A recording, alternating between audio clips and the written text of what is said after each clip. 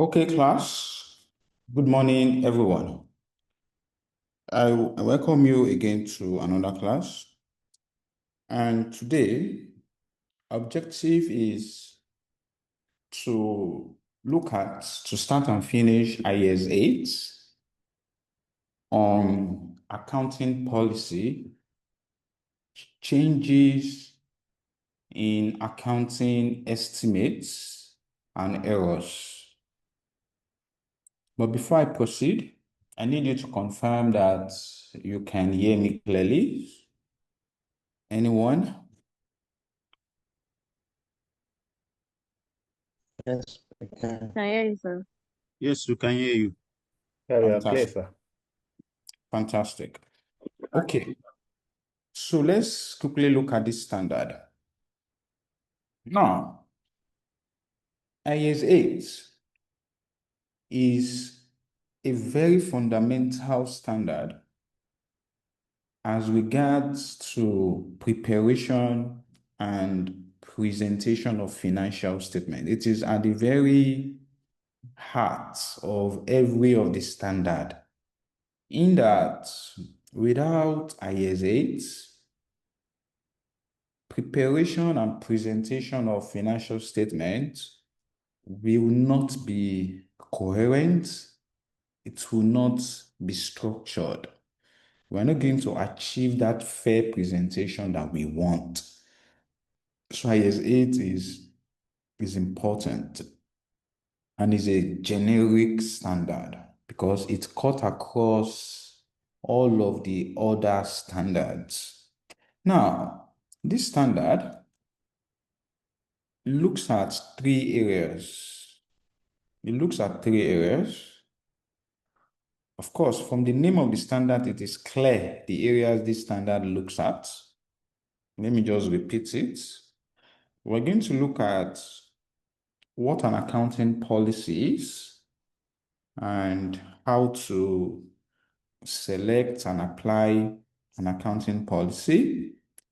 Also, we're going to look at accounting estimates, what they are, and how to effect changes in accounting policies. Also, we are finally going to look at errors. Of course, you should know that what is relevant in looking at in errors is just basically the correction. It's just basically the correction. That's the only relevant thing we need to look at there, because errors would always happen. So let's pick them one by one and look at what IAS 8 has to offer regarding each of them. Let me start with accounting policy. And let's go straight to what an accounting policy is according to IAS 8. IAS 8 says that it says accounting policies are the rules, the principles, the basis, the conventions, and the practices that are applied in the preparation and presentation of financial statements.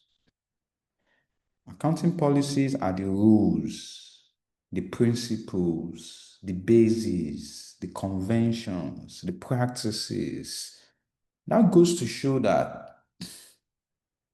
from this definition, we can say confidently that an accounting policy is basically the accounting standards and the conceptual framework. So from this definition,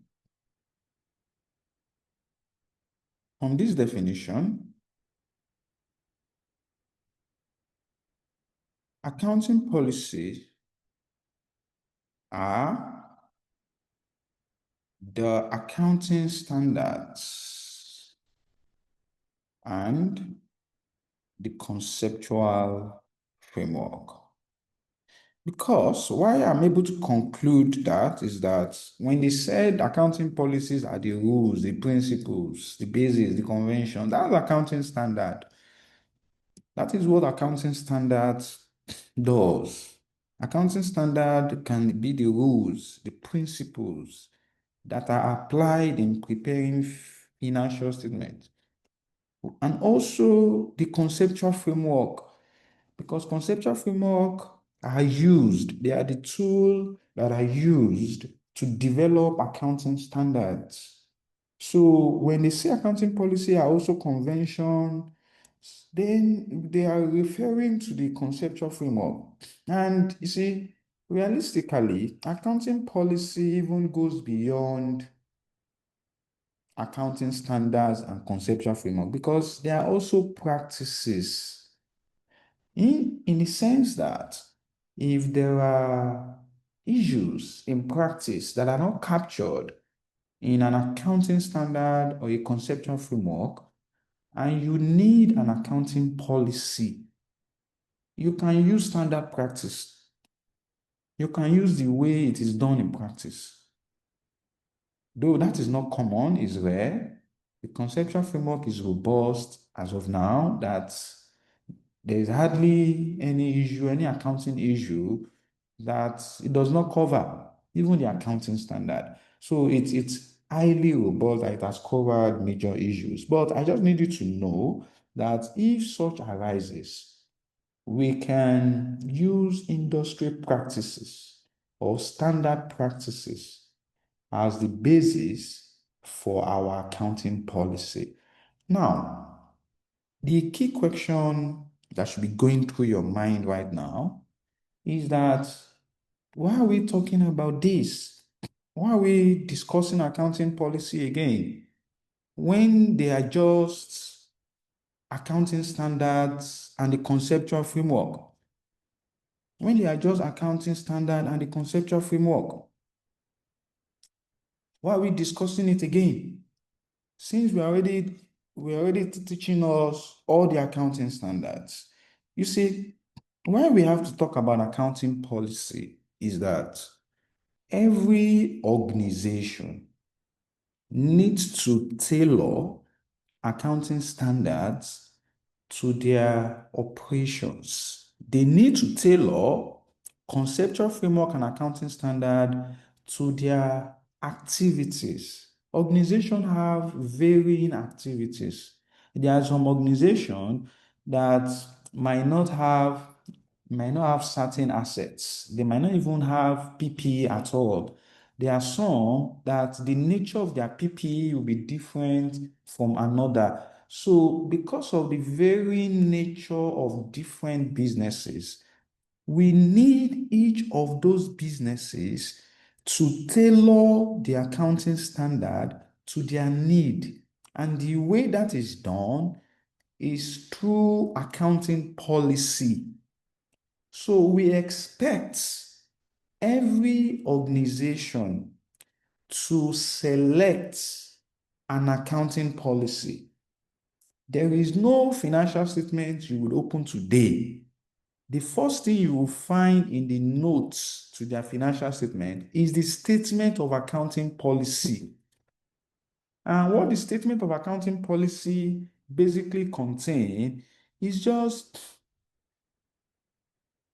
the rules and principles you have applied, the standards you have applied in preparing your financial statement.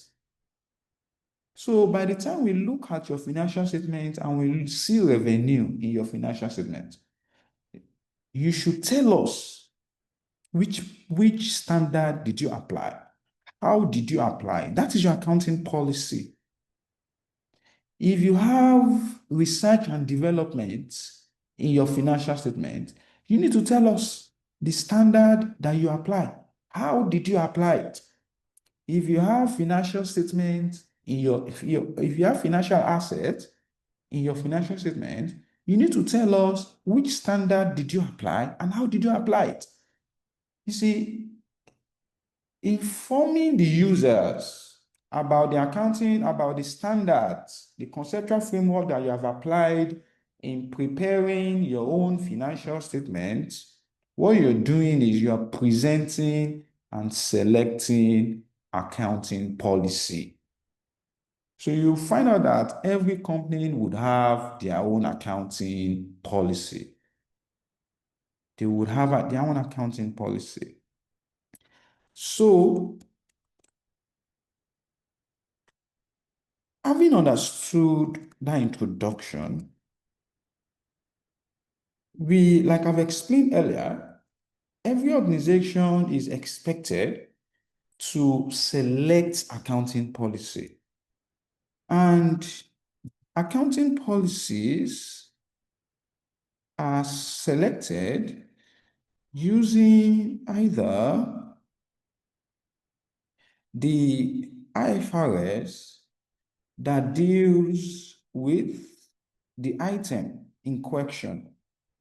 So if, for example, you got a government grant, you got a grant from an international community and you want to account for it.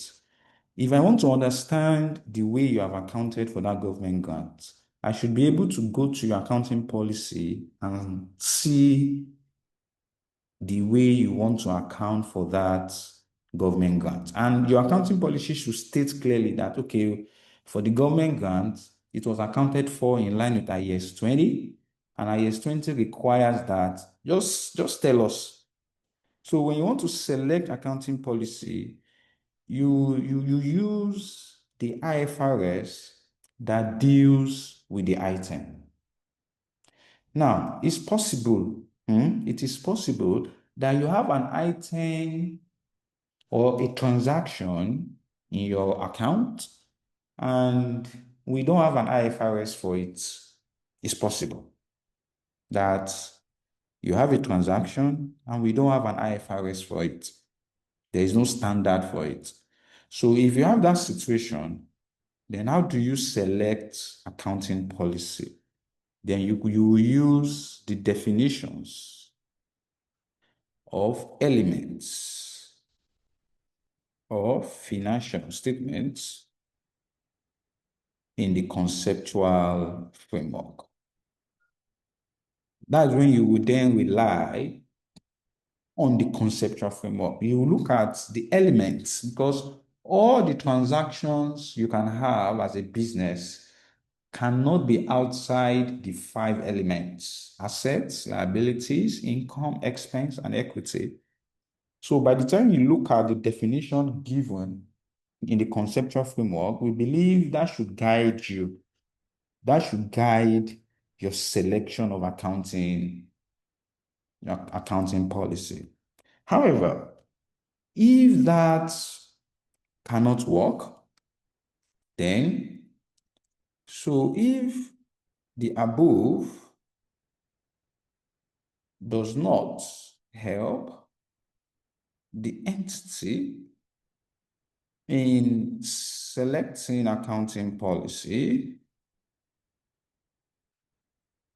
then IAS 8 suggests, it's not compulsory, they just suggest that the entity should rely on the following.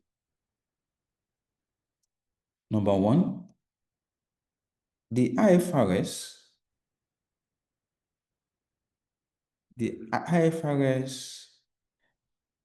of a similar item. So if there is a similar item or a transaction to that transaction in question, then you can use that to develop and select your accounting policy.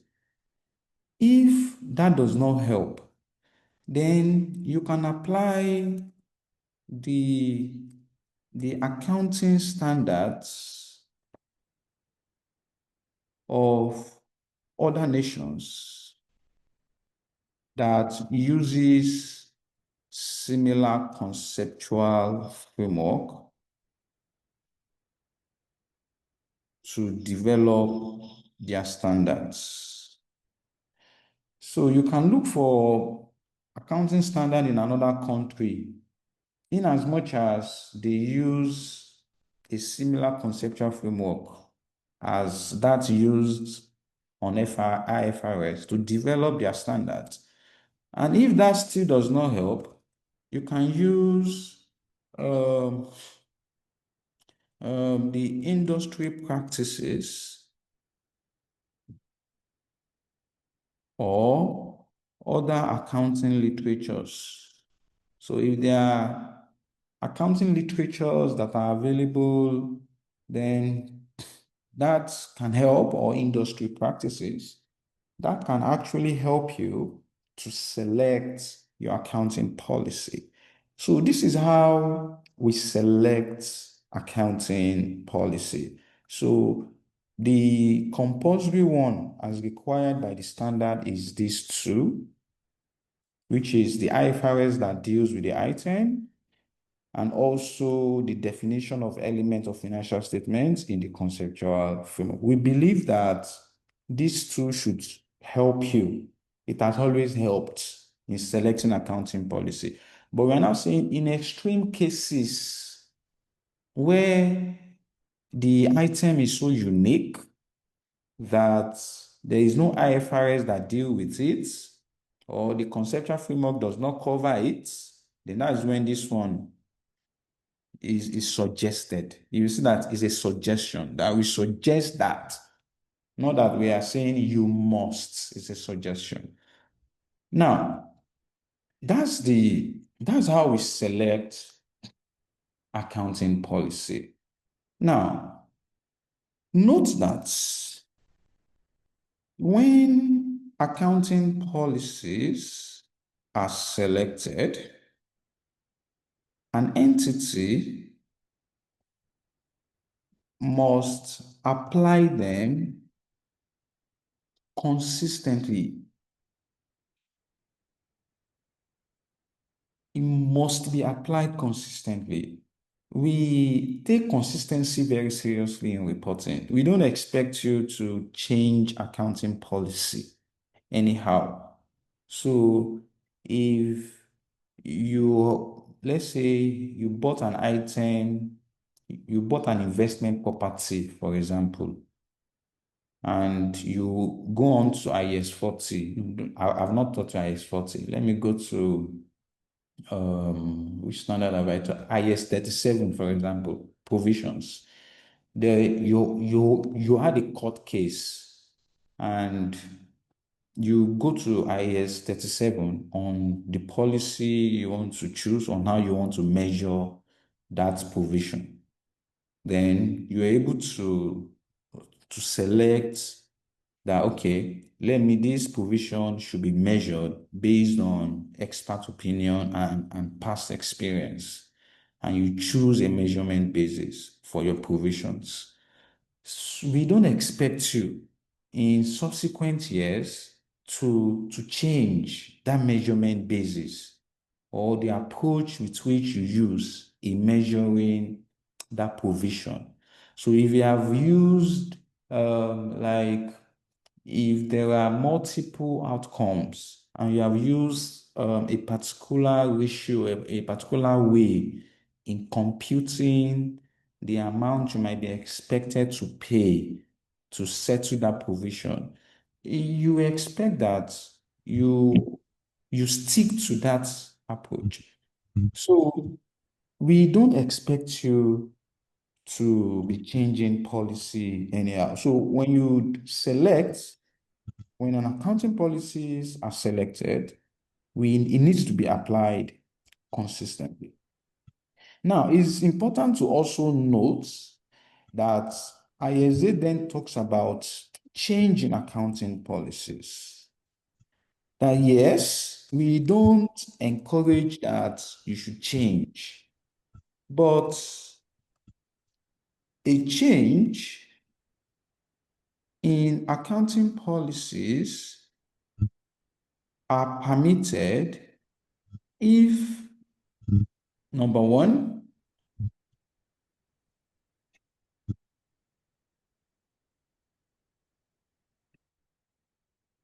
If number one, it is permitted by an IFRS, if the change is permitted by an IFRS, or let me not say permitted, let me see if it is required by an IFRS, meaning that it is compulsorily required. If it is required by an IFRS. Number two, if it will result in a reliable and relevant presentation of the item in question. Meaning that this one is a voluntary change in accounting policy. So these two, if they exist, then we can be looking at, yes, you can change. So if it is required by an IFRS,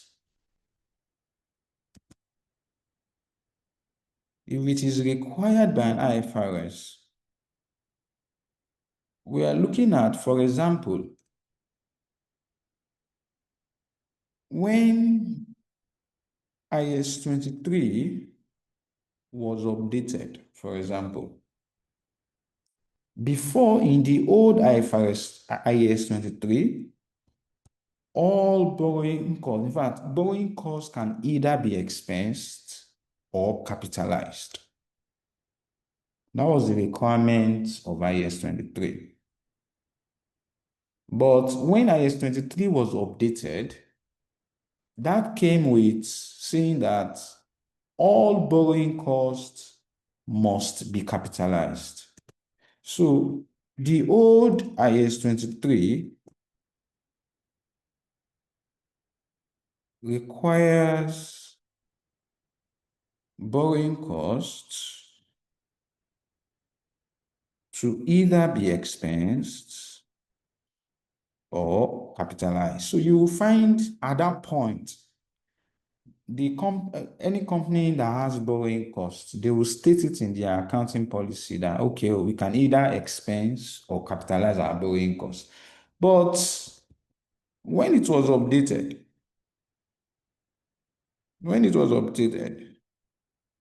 it required all borrowing costs to be capitalized if it is directly attributable to the acquisition of that asset. That means it becomes necessary. It becomes compulsory that you have to change your accounting policy. And another one is when IAS 17 was updated to IFRS 16. See, in the old IAS 17 on leases, it requires the lessee to classify a lease into operating or finance lease. But when it was updated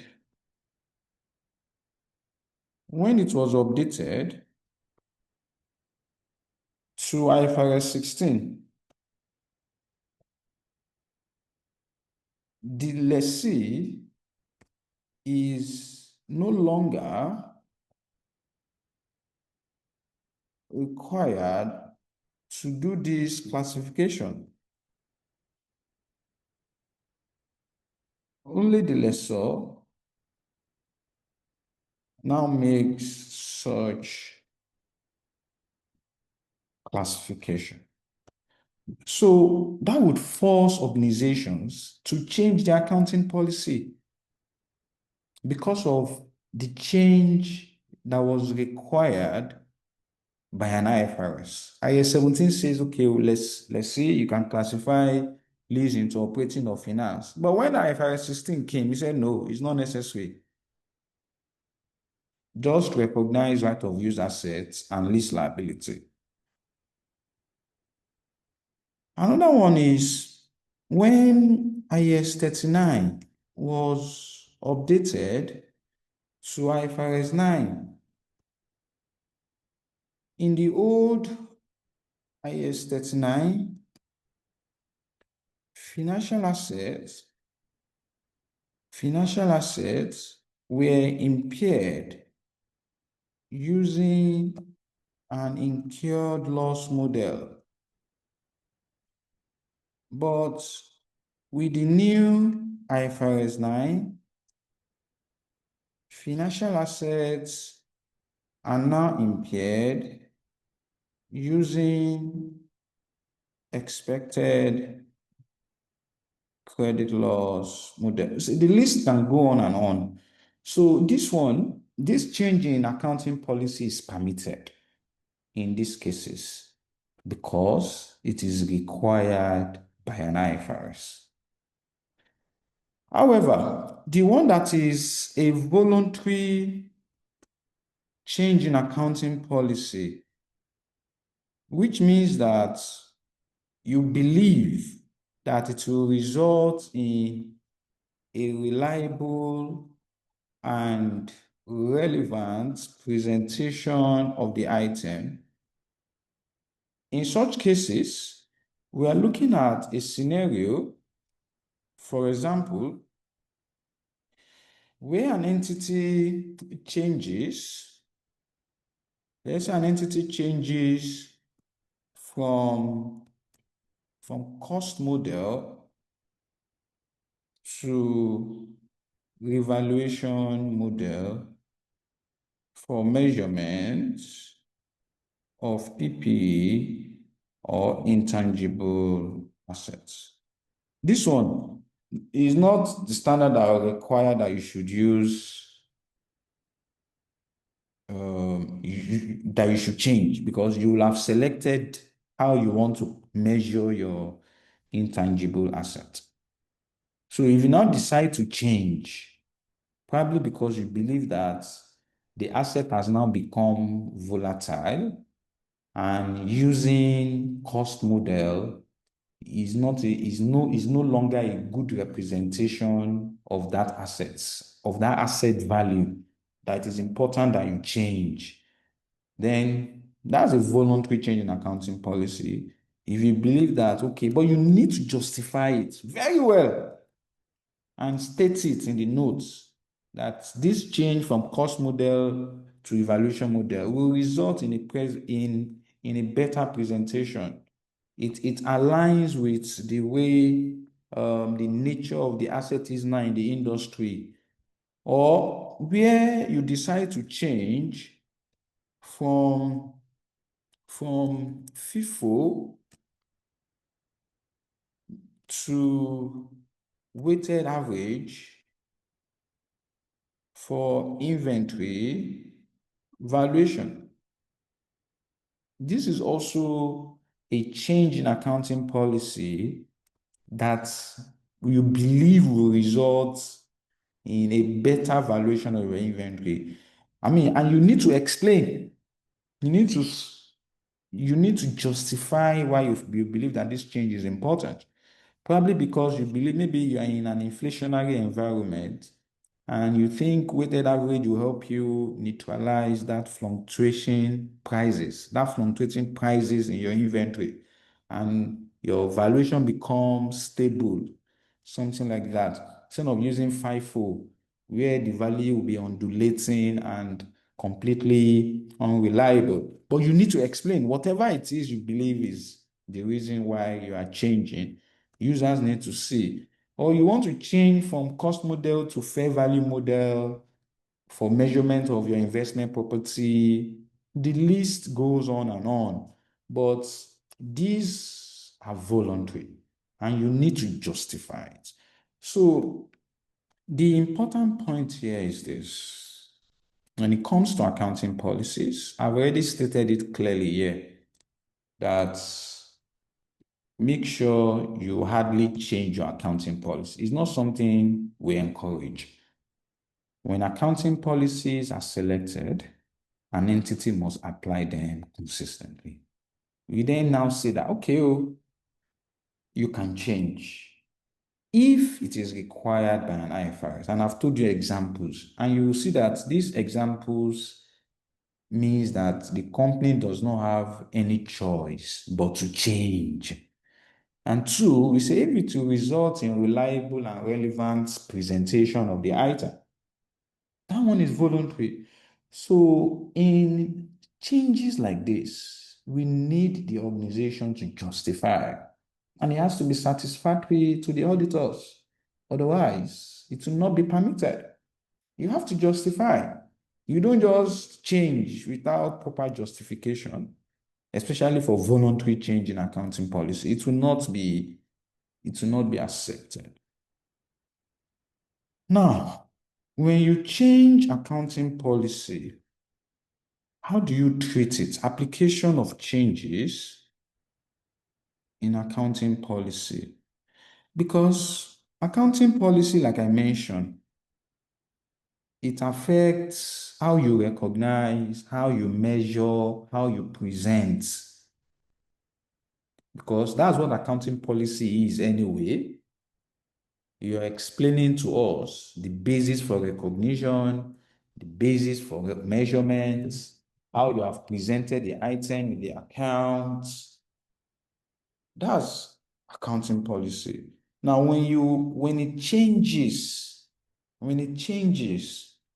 it has a high-reaching effect in the sense that that consistency that we want to achieve might be lost. It might be lost. So we then say that where a change in accounting policy is as a result of a voluntary change in accounting policy,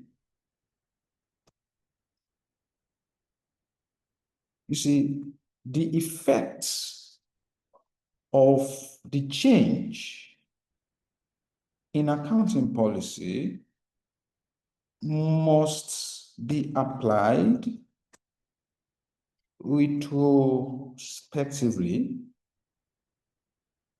That is,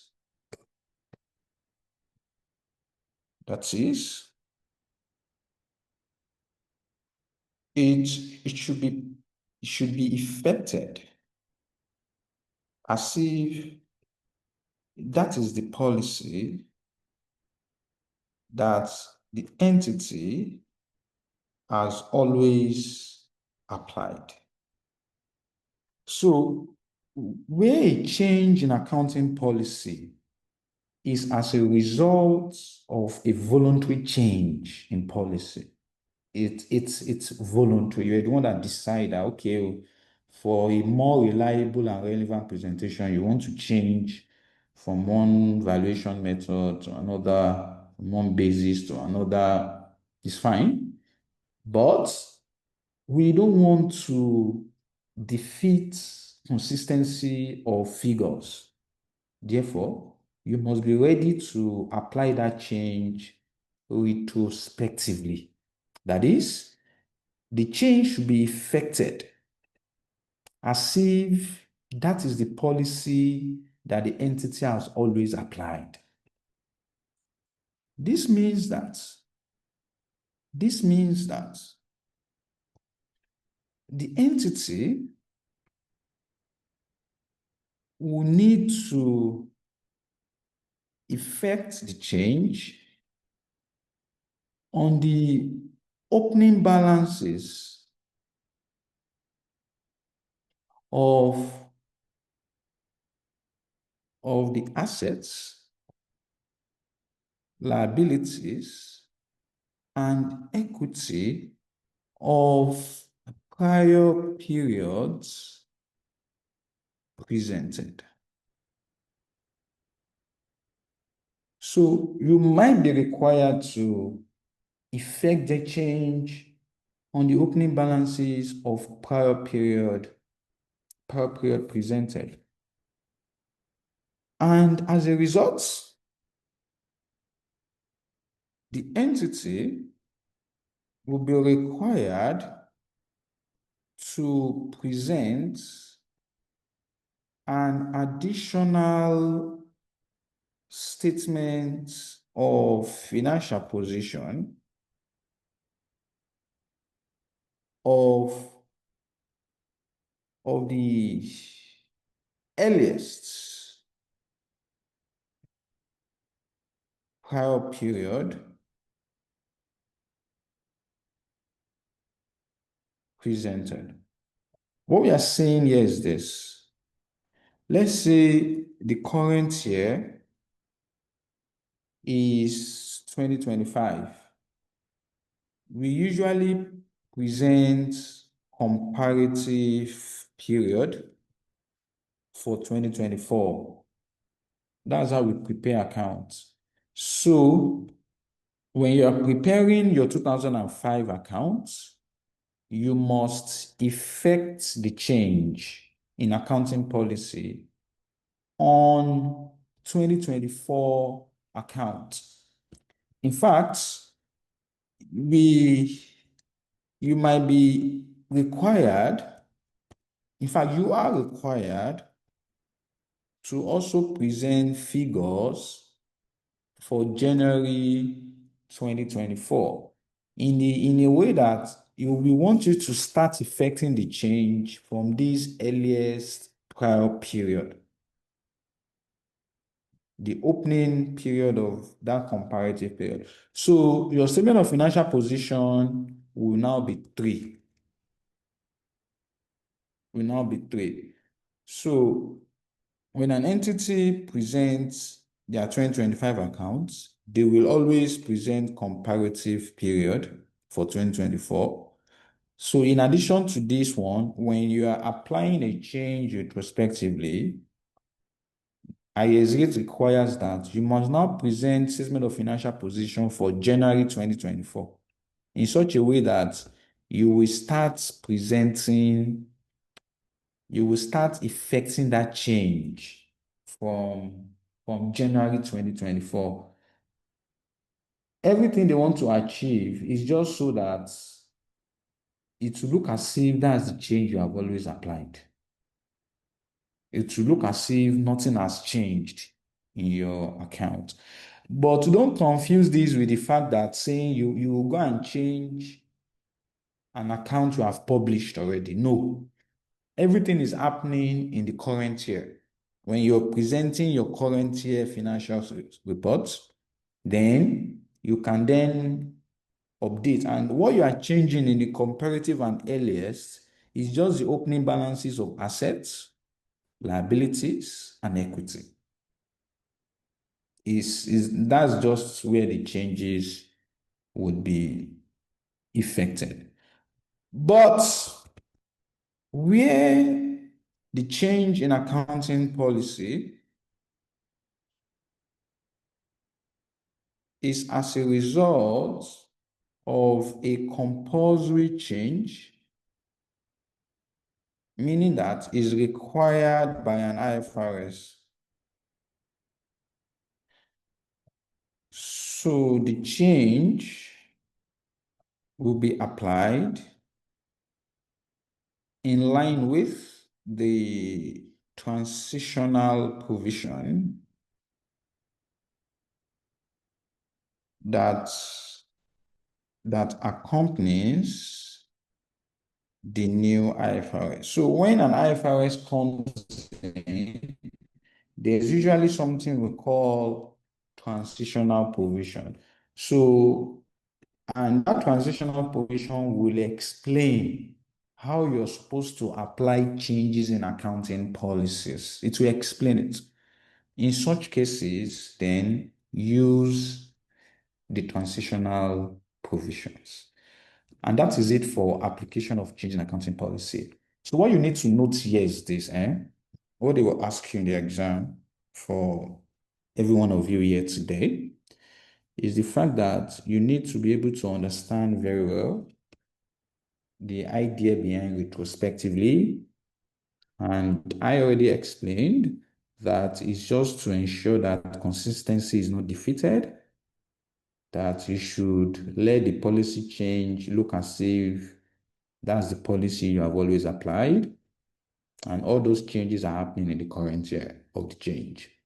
So in that, when you're presenting your financials for the current year, which I said if it's 2025, then the comparative period that you are presenting, it will now be a restated comparative period. You will need to restate it by adjusting those change. If you are, let's say you are changing from cost model to evaluation model, that means all your assets that you use at cost model in 2024, you restate it to evaluation model.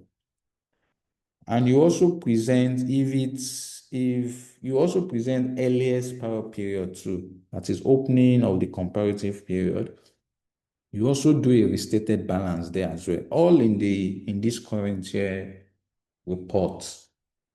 And that's what that's basically what I need you to note here.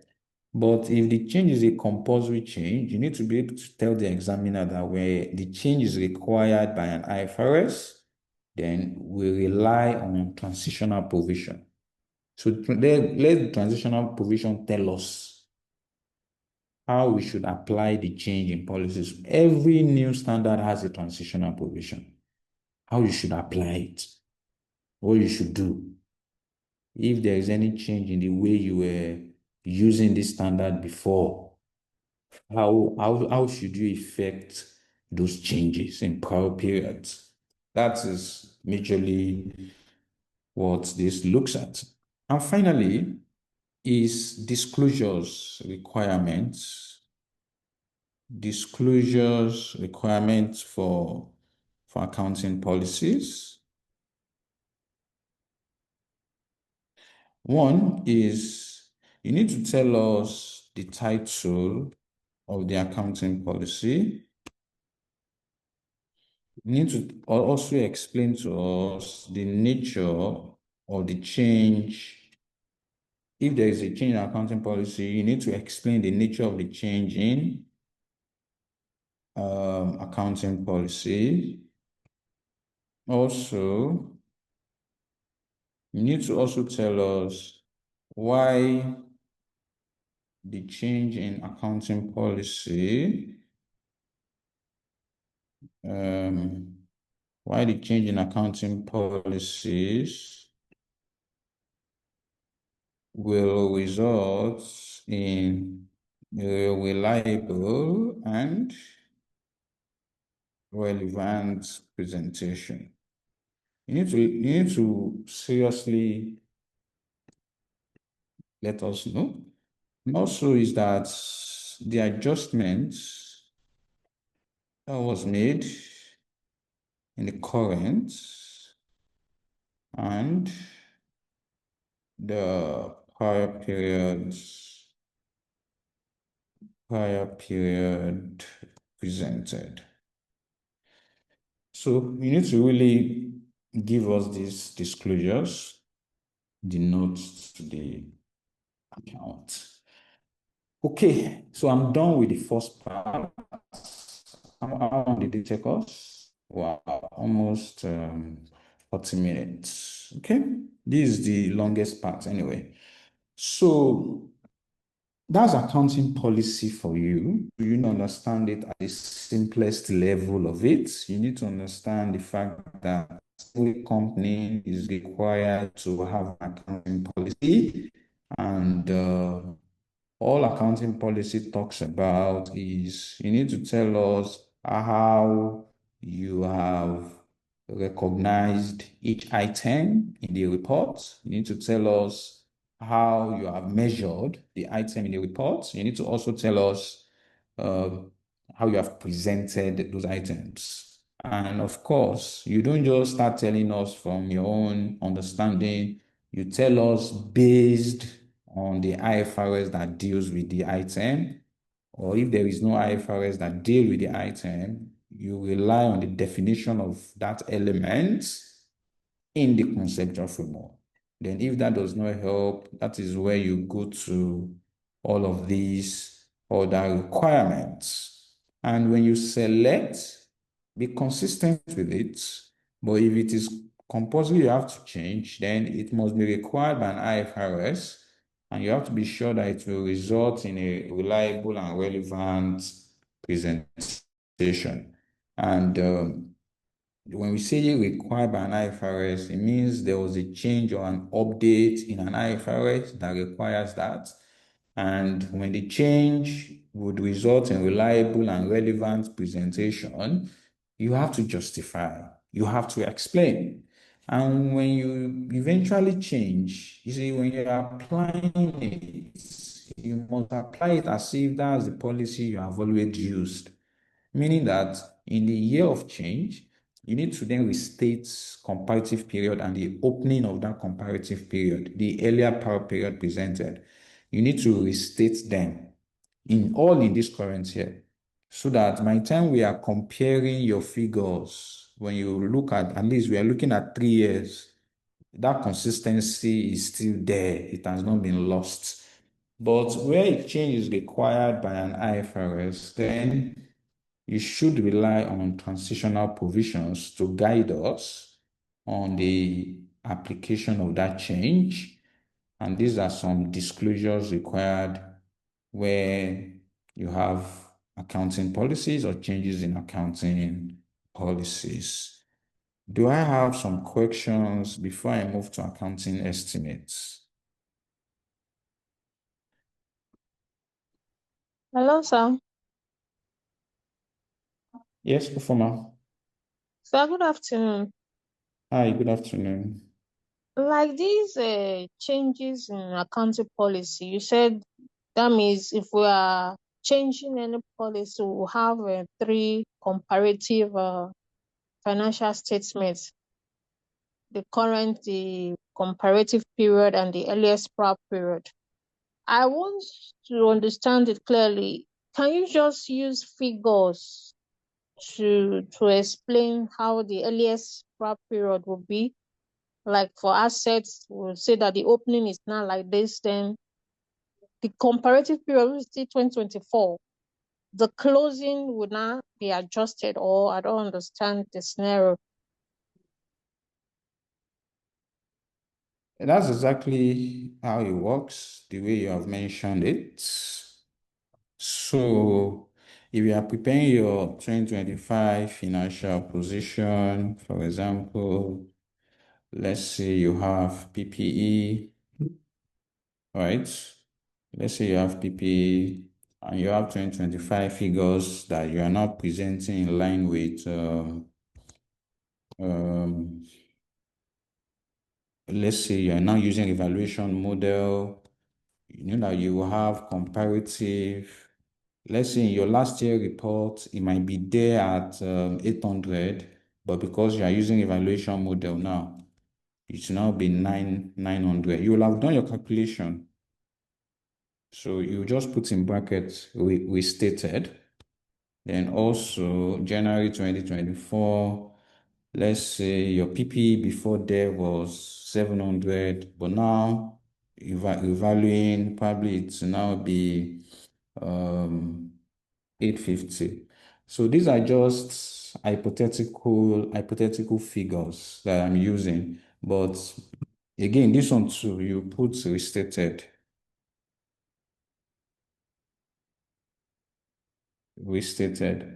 Okay, so you might not really see any ICAN question that would ask you to be doing all of this.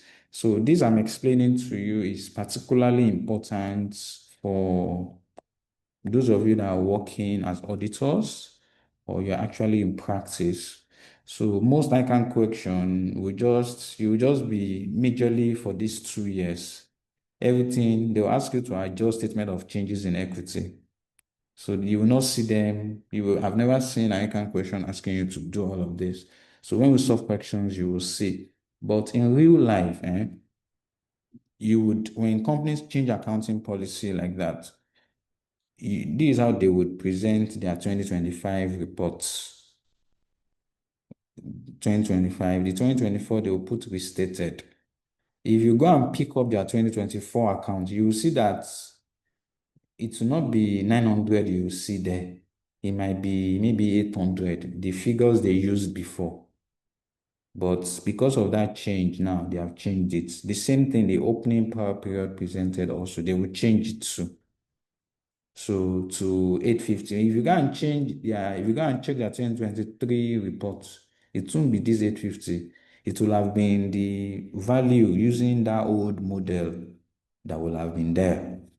And that's how it works majorly like that. So I hope that's threw more light for you. Yes, sir. Yes, sir. Okay. Thank you. Okay. Any other questions, please?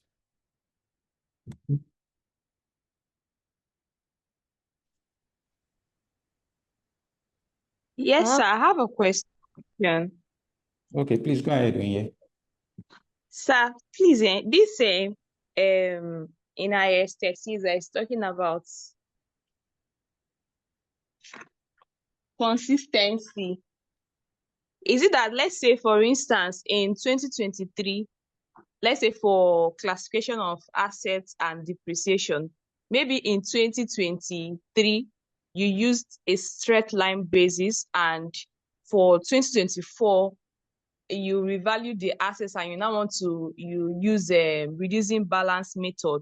So is it that the entity should continue with straight line basis forever, or just for that particular period, maybe when they are reporting for 2023 and they want to change the policy, they'll have to change it for the next reporting period, like 2024?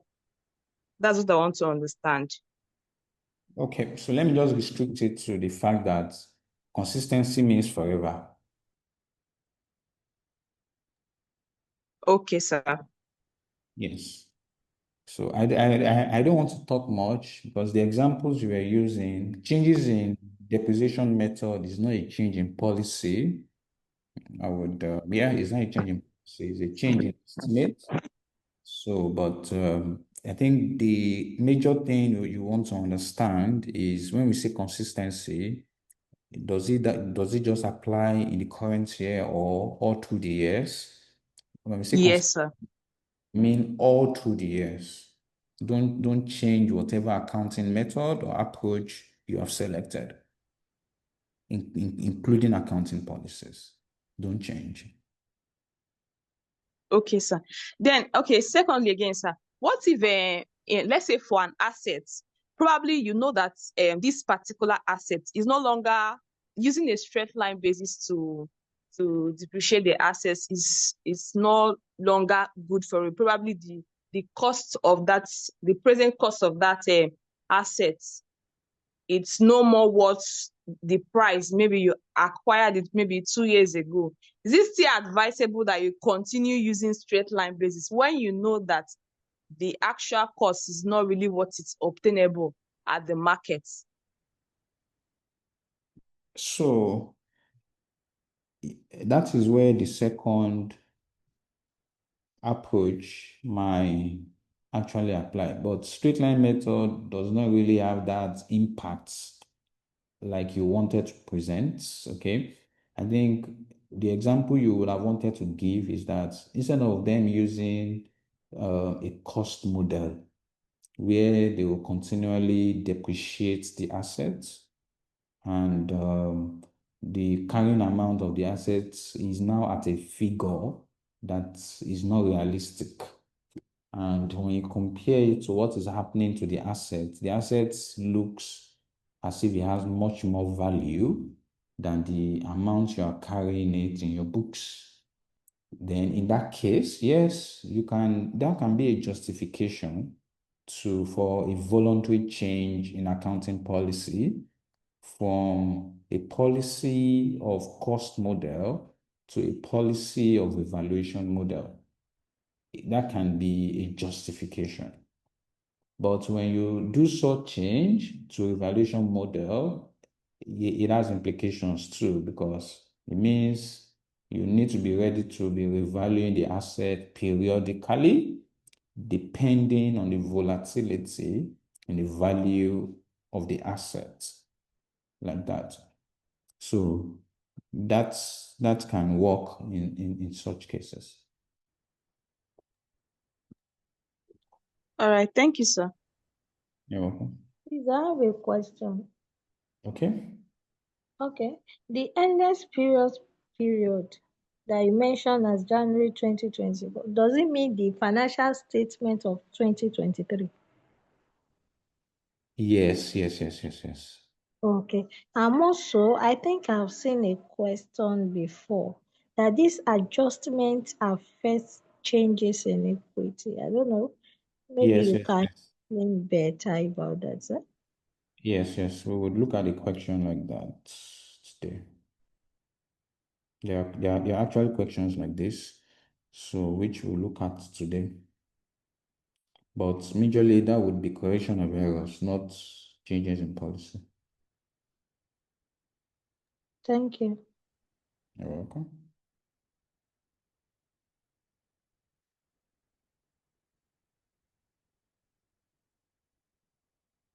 Now, estimates. IAS 8 guides us on accounting estimates, knowing fully well that most figures that we use in our reports are estimates. Accounting or reporting is not an exact science. Our figures are not accurate. So we make use of a lot of estimates, and examples of estimates in reporting are a lot. There are a lot of it. And number one is useful life of assets, whether whether PPE, whether intangible assets, but useful life of assets that we use in determining our depreciation. They are based on estimates. Another one is provisions generally that I taught you in IAS 37. In fact, IAS 37 specifically mentioned that when you want to measure your provision, you should use the best estimates of the future expenditure that is required to settle the present obligation. Best estimate. So provisions, whether warranty provision, whether a decommissioning provision, whether a restructuring provision, whatever provision you're making, they are estimates. Also is impairment of non-current assets. I've taught all of you here IAS 36 on impairments, and you will see that when you want to determine recoverable amount, you would need net realizable value, you would need value in use. And value in use is estimates really, because you need to estimate future cash flows from that's estimate. How can you estimate what will happen how can you determine with certainty what happens in the future? So you're typically making estimates in those respects. Even the net realizable value as well is majorly estimate. Also is impairment of financial assets using the ECL model, the expected credit loss model, is based on estimates. If you remember the way I taught you, when you want to put it in stage 1, at origination, stage 2, where there is an increase in significant credit risk, right? And even when you want to determine the value of that impairment loss that you want to make, you are going to be making a lot of estimates, calculating the loss given default, exposure at default, and all of that we use in determining it. That is typically based on estimation as well. And Which other areas do we make estimates reporting aside from this? Can you give me other examples? Aside from useful life, provisions, residual value, a lot of them. There are a lot of them. Even calculation of our depreciation eventually is also based on estimates. So a lot of our figures are actually based on estimates. Now, when we make estimates are based on information available to the entity. So on the basis of the information that we have, we can make decisions, can make estimates of useful life, impairments, a lot of the estimation. Can you see my screen now? Yes, Yes. sir. Okay. Yes, sir. Good. So when the entity has new information, therefore means that the estimate will change. So where there is a change in accounting estimates, such changes should be applied retrospectively. Sorry, prospectively.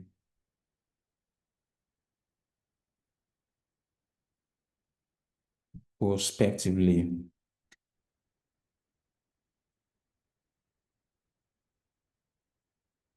This means that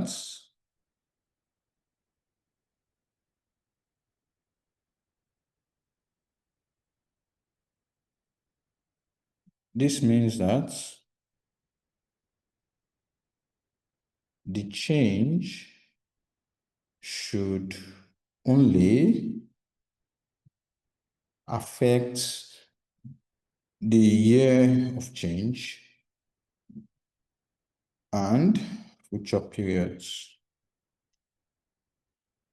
So where there are changes in accounting estimates, you have nothing to do with your previous year estimate. It should only affect the year of change and future period.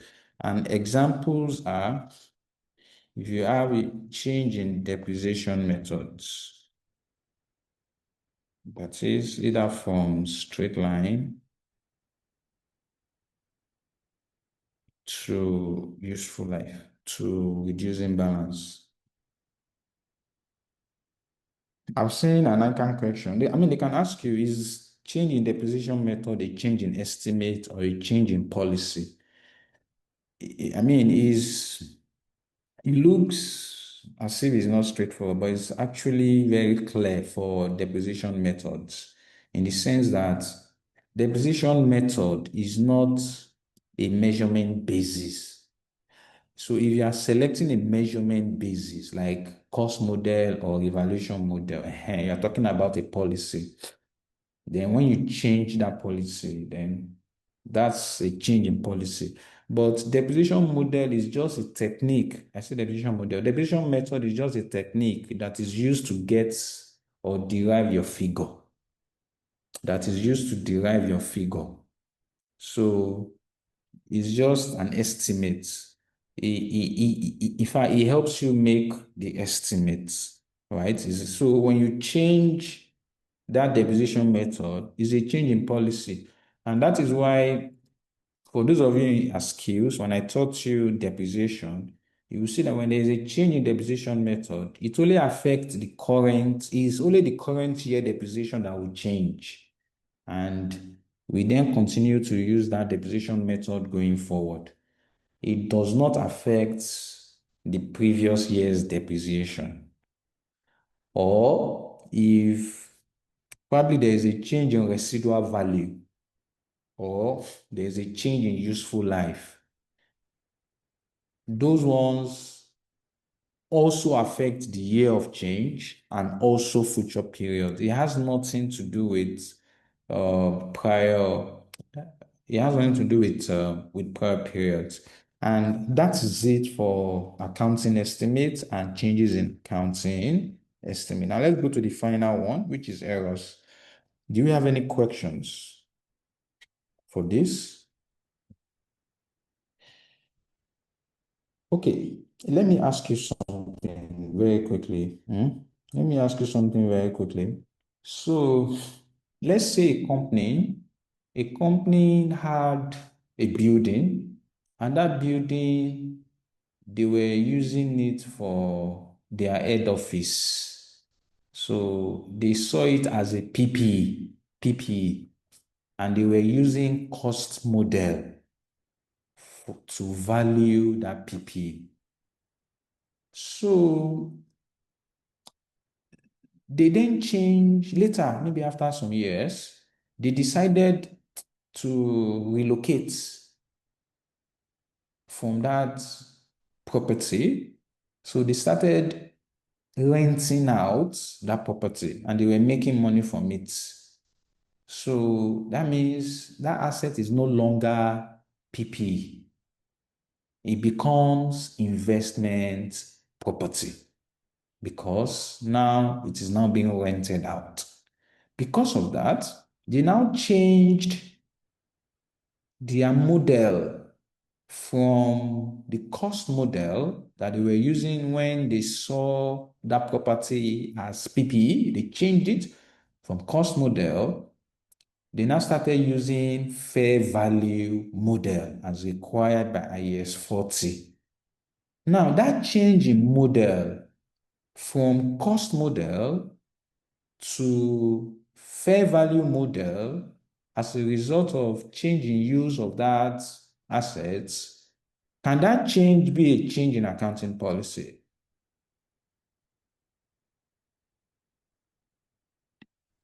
No.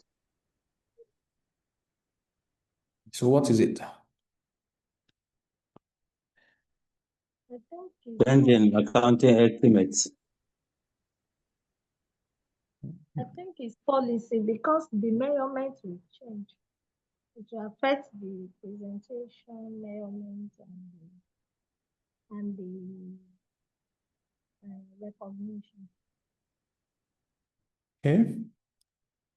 Any So I other think idea? it's estimates because you cannot change it retrospectively because it's based on why they change it because of the use.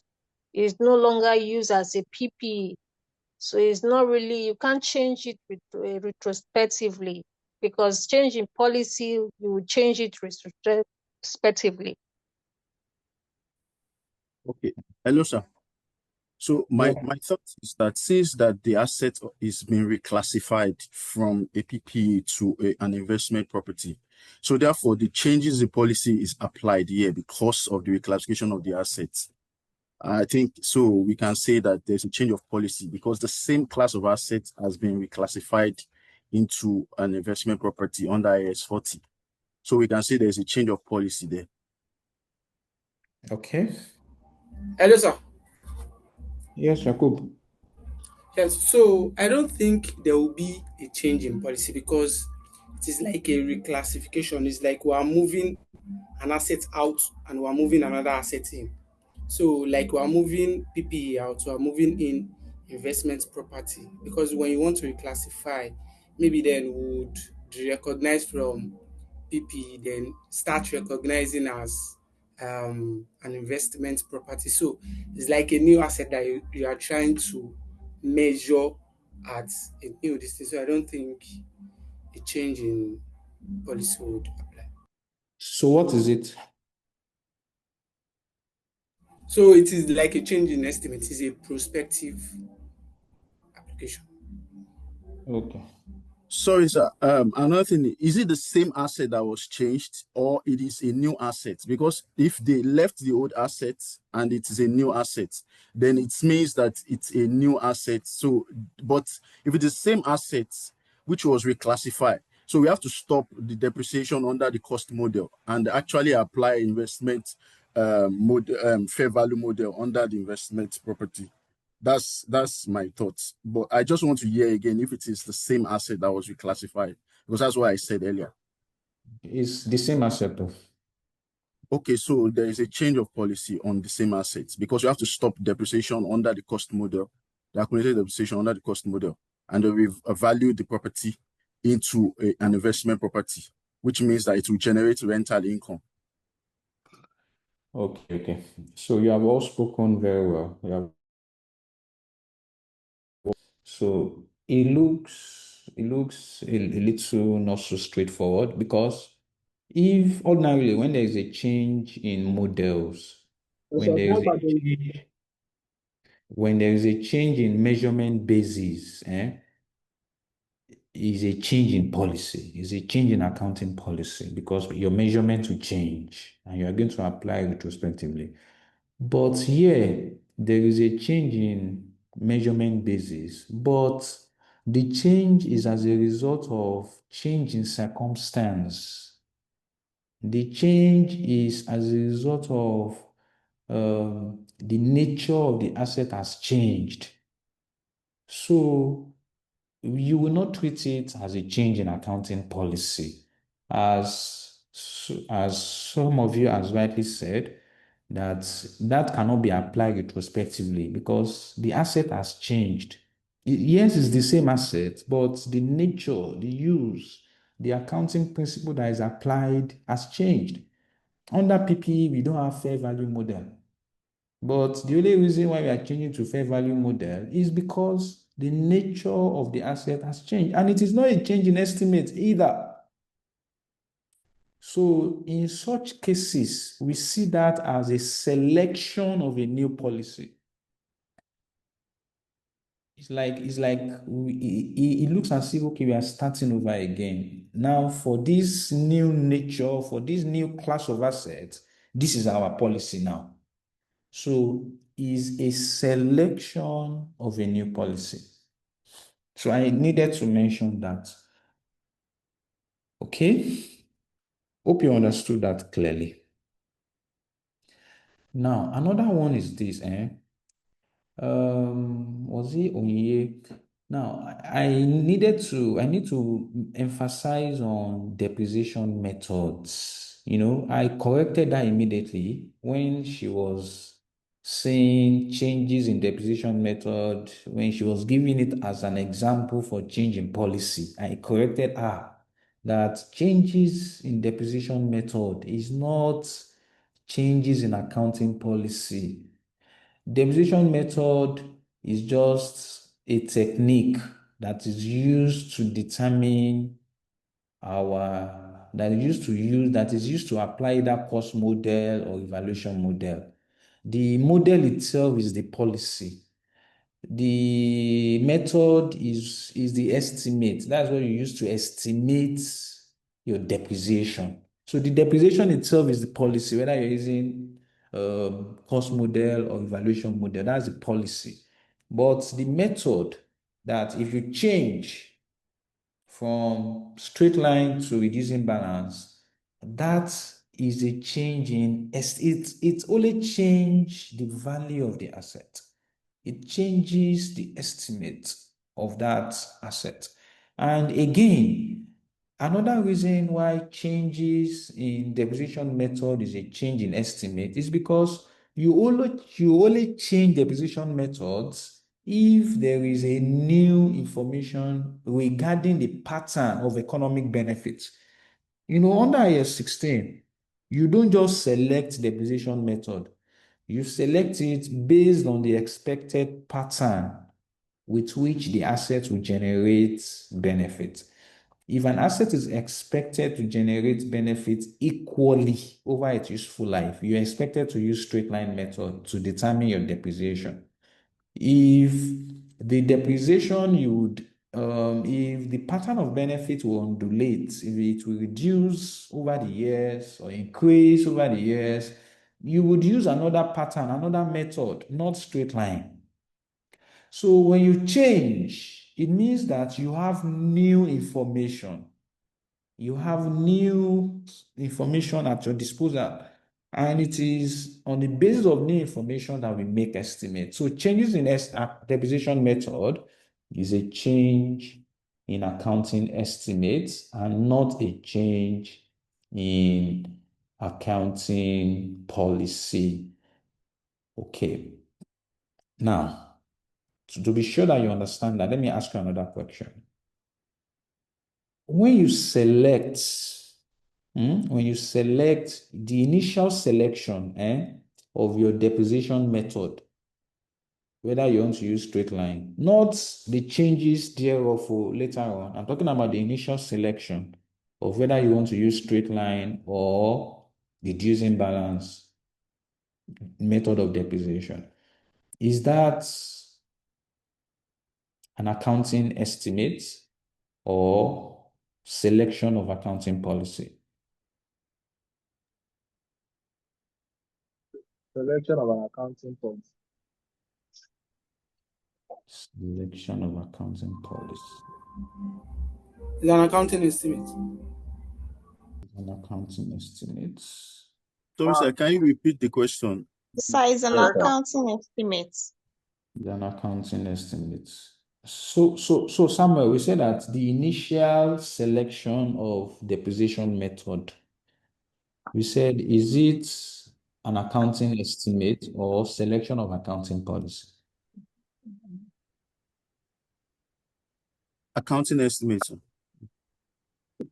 Okay. Why Okay. is this accounting policy? Okay. All right. So those that say selection of accounting policy, yes, you guys are correct. You guys are correct. So, and the reason is this, at the point of selection, you are not making any estimate at that point. It's only when you start your calculation.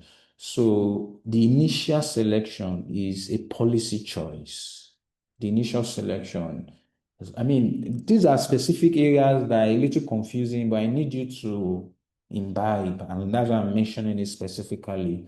So the initial selection is a selection of accounting policy because you're not making any estimate at that point in time. You're not. So it's going forward at the end of each year, then you estimate.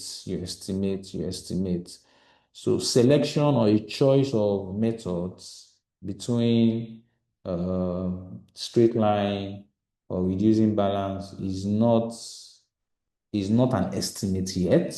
You are selecting a policy. So if you now change it, at that point, you want to change an estimate. At that point, you want to change the figure that you're going to use. So yeah, it looks a little confusing, but it is what it is, the way it is mentioned. It is as simple as it is mentioned. Okay, you want to select a policy, a method. That's a policy. Okay, then you started using it to determine your figures. You now want to change that method. That means you want to change that estimate. It becomes an estimate. So it only applies in that respect. Other ones are very clear. Other ones are actually very clear. Another one that is not clear is this. Let me ask you.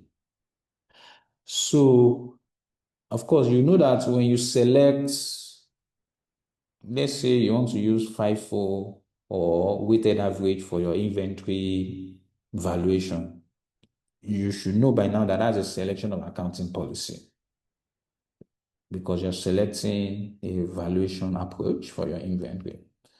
So if you now decide to change from FIFO to, let's say, weighted average, is that a change in estimates or a change in policy?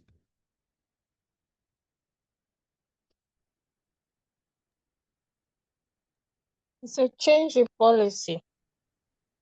The change in policy. Estimate.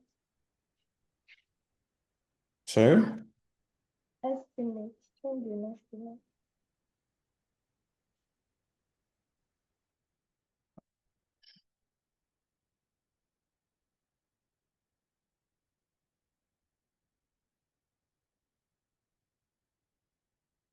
I'm with you. I just want to help you note it down.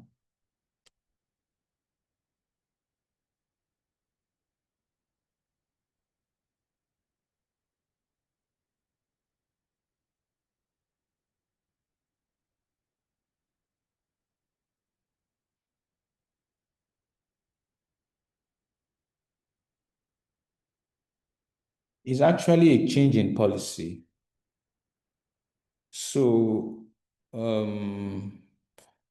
as cost model and evaluation model is for PPE, that is how FIFO and weighted average is for inventory.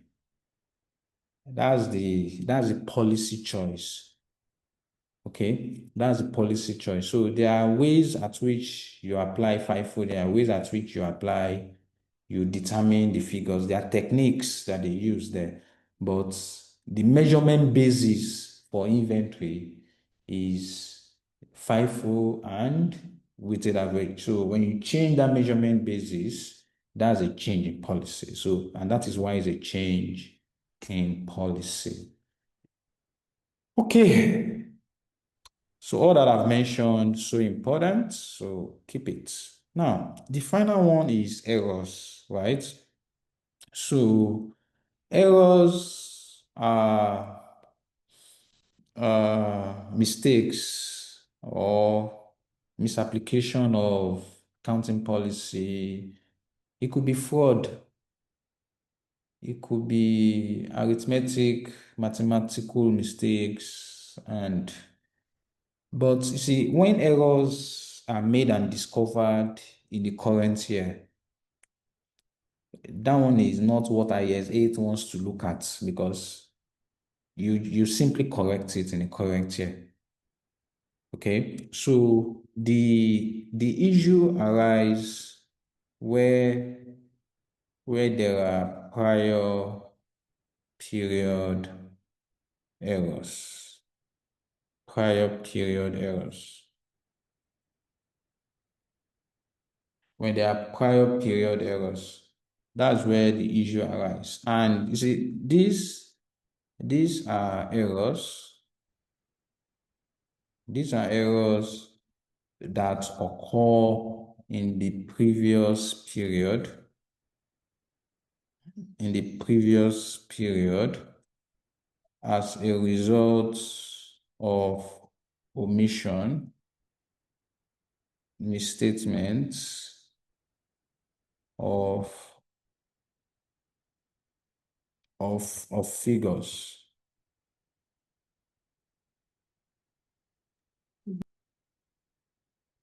That's were misused. So you can define it in some other way. So the basic thing is that this error, they occur in previous period, either as a result of omission, misstatement of figures that you misused, and or as a result of misuse of information that were available when the error occurred.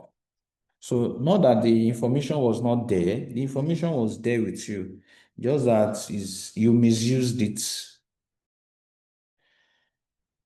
Yeah, as I was saying, so when errors are then made, then the most important thing is these errors need to be corrected. How do you correct prior period errors? We need to correct them. So prior period errors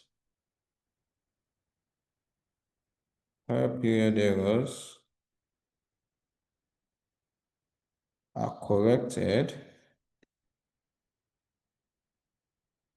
retrospectively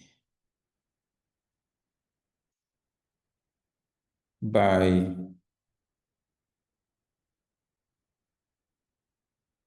by restating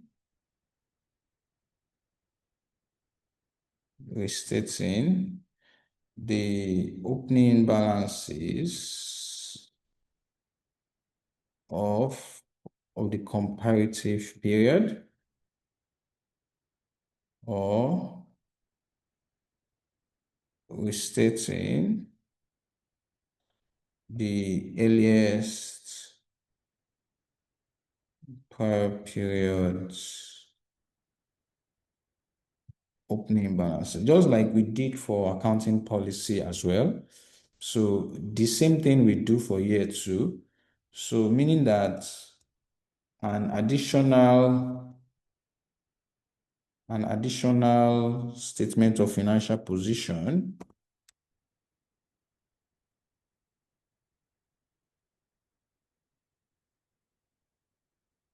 will be required for the earliest prior periods presented.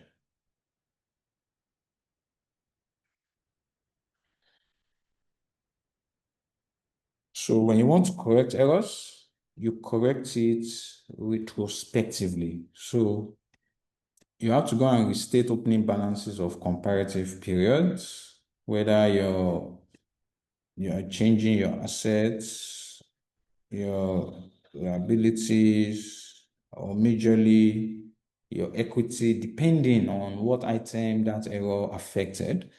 Or you can go as far back as possible, the opening of the prior periods like that, just for you to correct the errors. And I've mentioned examples of these errors. It could be as a result of either, it could be mathematical mistakes, Abi. It could be misapplication of accounting policies.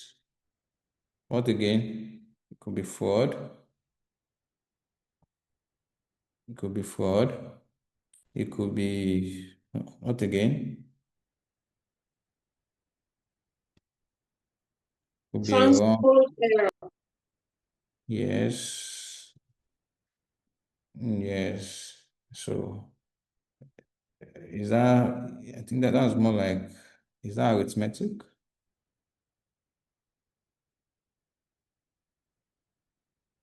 There are a lot of them like that. So, and that's errors.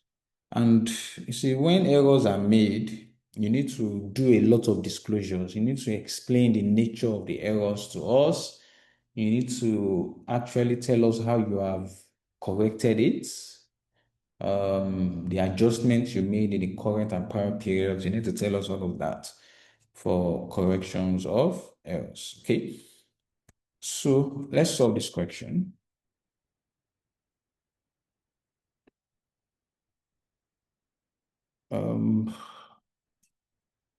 Ifua, you here? Yeah, can you hear me? Yes, please. Okay. Question 4.3. Kano Transport Company, KTC, is preparing its financial statement for 2014. The draft statement of changes in equity is as follows. KTC has now discovered an error in its inventory valuation. Inventory was overstated by 70,000 naira at 31st December 2014 and by 6,000 naira at 31st December 2013. The rate of tax on profit was 30% in both 2013 and 2014. Required: prepare the restated statement of changes in equity. Okay, so when you look at this question, they give us the financial statement for 2014 and is a statement of changes in equity. We're given the comparative period and also the current period. So there was an error in inventory valuation, which was an overstatement by 70,000 at the end of 2014 and 60,000 2013, and the tax rate is 30%. So now, since this error was discovered after the report has been prepared, the best we can do based on the information given to us is, as far as inventory is concerned, it will have only affected our profits. The overvaluation in 2014 will have affected these profits of 2014. The overvaluation of 2013 will have affected the profit of 2013. But now that it has been discovered, then we need to correct it. Then how do we correct it? It's straightforward, eh? So you need to look at when you have closing inventory, what impact does it have on our profits? Would it have overstated our profits or understated our profits? Can we answer that first? Is there anybody that can? Because if you're able to figure that out, then I don't think you have any issue anymore. So this overstatement of inventory, of closing inventory to be specific, so what impact would it have on our profits? Would it have overstated our profits or understated our profit for both periods? Who can tell us? It will Since it overstate our It overtakes. profits. Okay, so let's hear from Onye. She said it will overstate our profits. So tell us, how does inventory overstatement overstate our profit? Hello, sir. It will not impact the profit. It will be understated of profit because it wasn't sold. It's a closing balance of inventory. So it remains in the balance sheet as unsold stock, but it's in excess of the value given here. Okay, all right. So I think you have explained your own clearly, Samuel. So let's go back to Onye. Okay.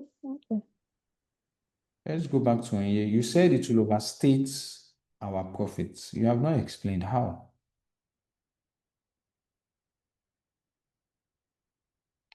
Okay, she doesn't have Okay. explanation. Okay. I didn't actually get it right. So that's why I think Samuel is correct. Yeah. I want But for Unfortunately, me, I I want didn't. I think I'll still stay with my overstated upper because his own explanation shows the physical representation of what is in the company. But what we want to treat here is the error that is in the book. So the reduction they will have made to get their cost of goods sold will have affected the gross profit stated. So that's why I gave that point. okay, so I think Lukman has actually settled it. That's perfectly correct. That's perfectly correct. So it will have overstated your profits because you would have understated your cost of sales. You know that closing inventory is usually deducted from cost of sales. It's usually deducted from cost of sales. So now that you have deducted so much from your cost of sales, so your cost of sales now looks small. Your cost of sales will now be smaller than what it should be. And when your cost of sales is now small, it will now make your profit to be higher than what it should be. So yes, your initial instinct was correct. And Lukman, yeah, you stood by your answer, which is perfectly correct. So inventory overstatement would have overstated your profit. Another way of looking at it is that in closing inventory, when I teach you IAS 2, because I will still teach you IAS 2 on inventory, we see it as it's like an income. It's like an income. Of course, anything that reduces your expense, because closing inventory reduces your cost of sales, is an income. Or we can see it as a potential income. is a potential, not an income yet, but a potential one. So it's an income. So if you overstate it, you overstate your profits. Okay, so if everyone agrees with that, that this error, this overstatement of inventory would have overstated our closing inventory, our profit, I mean, then that means we are done. The solution becomes very clear. Solution is very clear. Okay. So sorry, sir. Yes, I'm with you. So, okay. So with respect to that question now, is we are restricted to just addressing the area of impact on profit. Does it mean that that is what we should focus on? That we should not think outside the relevant information that is presented? Oh yes. Oh Okay. yes. You Because could. my thought was that since the balances was overstated in the book, so what it means is that it wasn't sold. So I think now to rephrase the question from the explanation the other guy is giving, it's clearly showing that seen as much as it wasn't sold does not mean that it won't understate the what's it called, the cost of sales. But we're not told whether it's a purchased inventory or probably it was produced in-house. So I think You don't need that information. What do you need that we don't need information? that information. Oh, okay. Okay. You don't need that Okay. information That's for. what it's saying. Yeah, Thank you very much.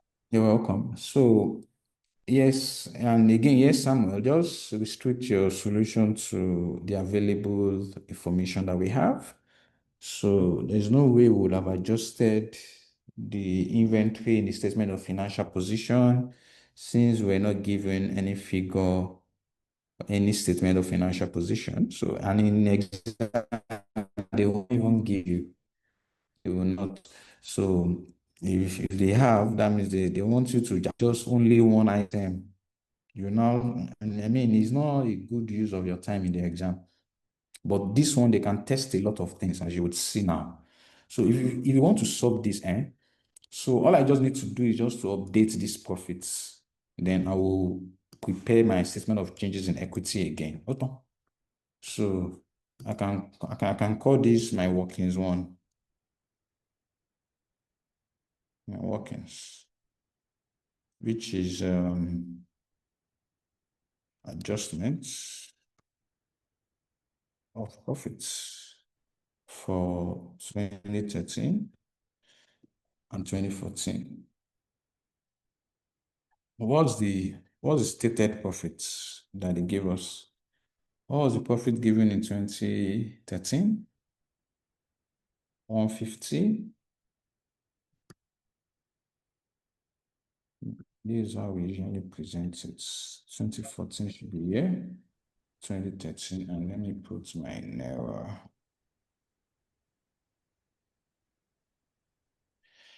So my stated profit of 2014 is 385, and 2013 is 150. Okay, so what are the adjustments that is required? Number one is the overstated closing inventory. How much was it? 70.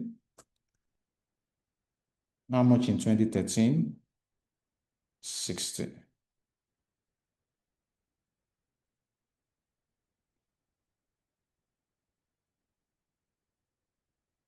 This 60. So what do we do with this overstatement? Are we adding it or deducting it? Are we adding or deducting this overstatement? We are deducting it, sir. Okay, so we'll deduct it. Deduct.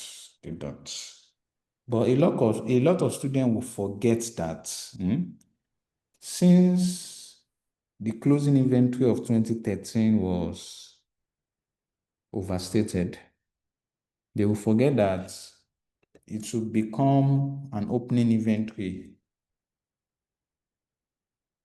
in 2014. So they will forget to make these adjustments. They will have forgotten. That means 2014 opening inventory has also been overstated by the same amount. And for that reason, I will need to then do a kind of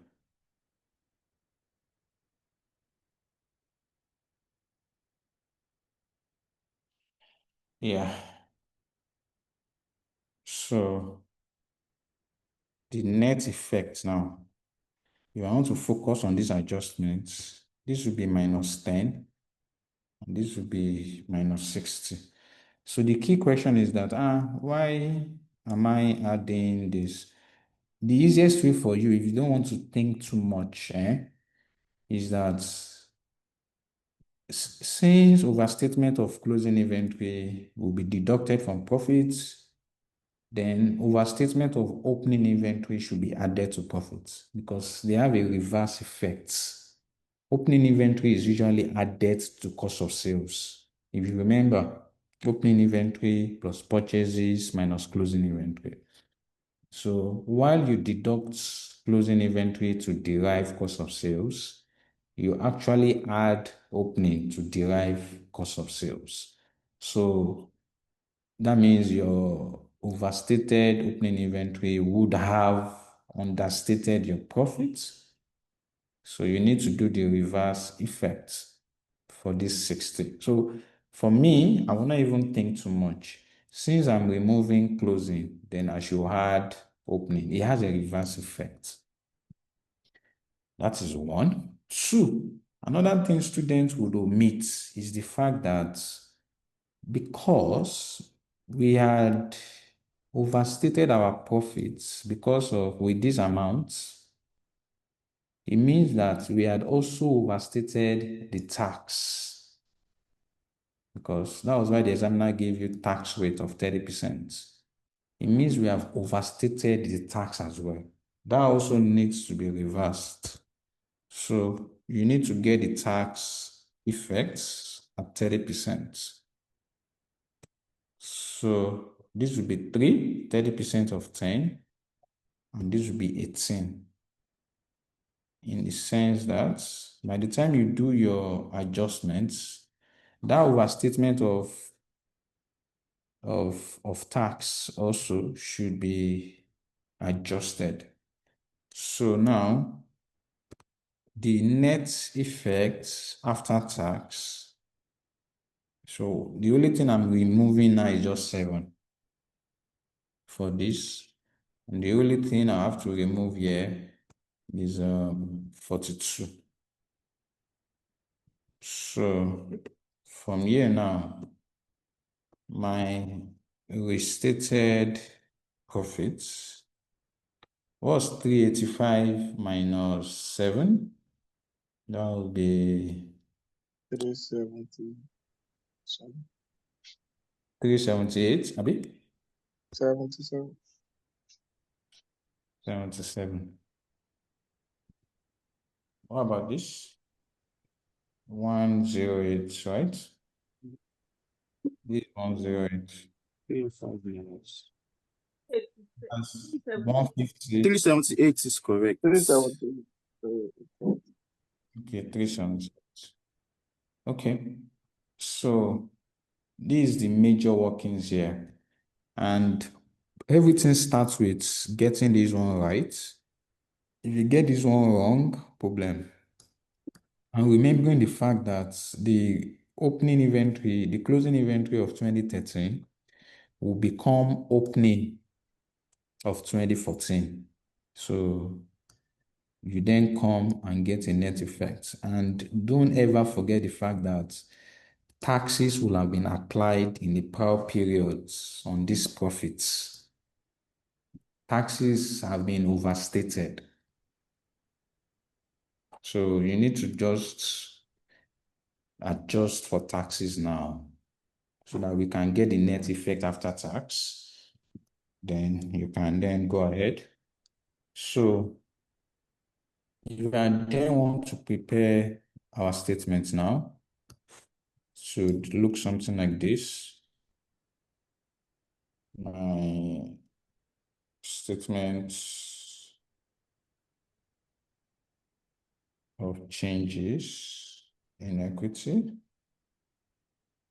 for the year ended 31st December 2014. So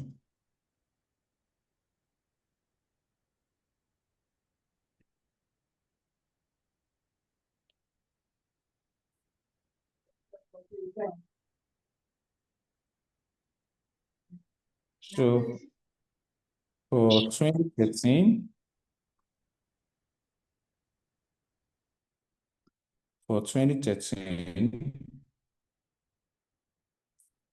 I have my, let me see if I can copy it and it aligns perfectly. Hopefully, good. So 2013, these are my opening balances. They won't change, but this my profit for the year become a restated profit for the year. So this 150 for 2013 becomes 108. This is 108. So that means this 240 becomes how much? 198. And this one becomes 748.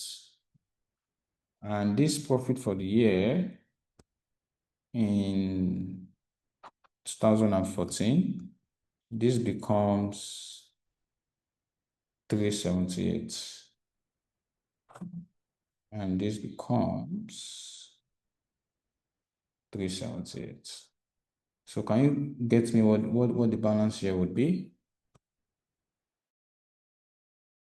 98 plus 378.